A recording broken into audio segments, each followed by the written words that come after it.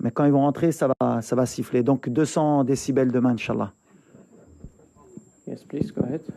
Bonjour Walid, Nasreddin, la nouvelle tribune Canal+. Je voulais te parler d'une statistique très intéressante. Sur les 6 dernières rencontres, tu n'as concédé que 5 tirs, dont 2 dans la surface de réparation, dont le pénalty contre le Mali. Comment tu expliques cette solidité défensive et toi, à titre personnel, comment tu gères les émotions à 24 heures d'un des matchs les plus importants de ta carrière? Merci. Bon, c'est vrai qu'on ne concède pas beaucoup de situations, parce qu'on est bien organisé, bien sûr, mais parce qu'il y a un état d'esprit.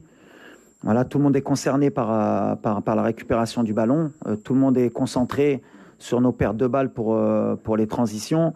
On essaye de rien laisser à l'adversaire, parce qu'on sait qu'on n'est pas non plus la meilleure équipe. On a des talents, c'est sûr, mais comme d'autres équipes, comme le Sénégal, comme l'Égypte, comme le Cameroun, comme la Côte d'Ivoire, maintenant en Afrique, tout le monde a des talents. Mais voilà, ce qu'on essaye d'insuffler depuis que je suis arrivé dans cette équipe, c'est que c'est une équipe qui doit gagner.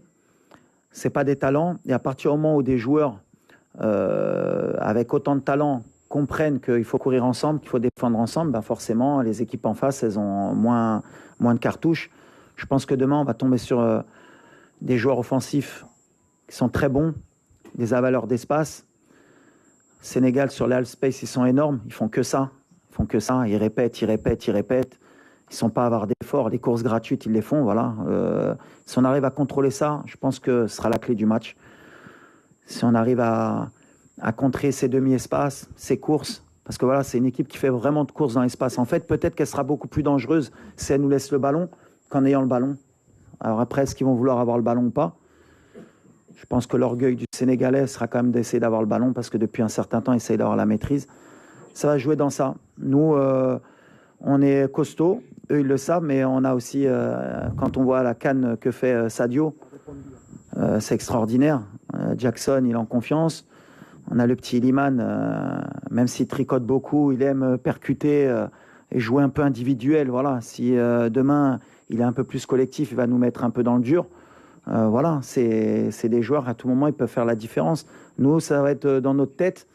Ça va être l'équipe qui va être le plus concentrée, le plus rigoureux dans ça. Voilà. Non, mes émotions, moi, je les gère comme un entraîneur qui joue une finale. C'est pas ma première finale. Ce sera pas ma dernière, j'espère. Voilà. Moi, le plus important, c'est de donner de la confiance à mes joueurs. C'est ce que je leur dis. Seul truc que je peux leur donner, c'est mon expérience de joueur. J'ai perdu une finale en 2004. Comme je leur ai dit, aujourd'hui, j'ai 50 ans et je suis sur le banc. Voilà, je leur ai dit, si vous voulez attendre d'avoir 50 ans et être sur le banc pour revivre une finale et passer par les diplômes que je suis passé, les expériences pour revivre une finale avec le Maroc, ben vous avez l'exemple, c'est votre coach. Donc, répétez pas la même erreur. Gagnez une CAN, comme ça, si après vous voulez faire coach, au moins vous l'aurez gagné. C'est la seule chose que je peux faire passer comme message. Bonjour, coach. Bonjour. C'est Mpap Omar Keïta. Salut.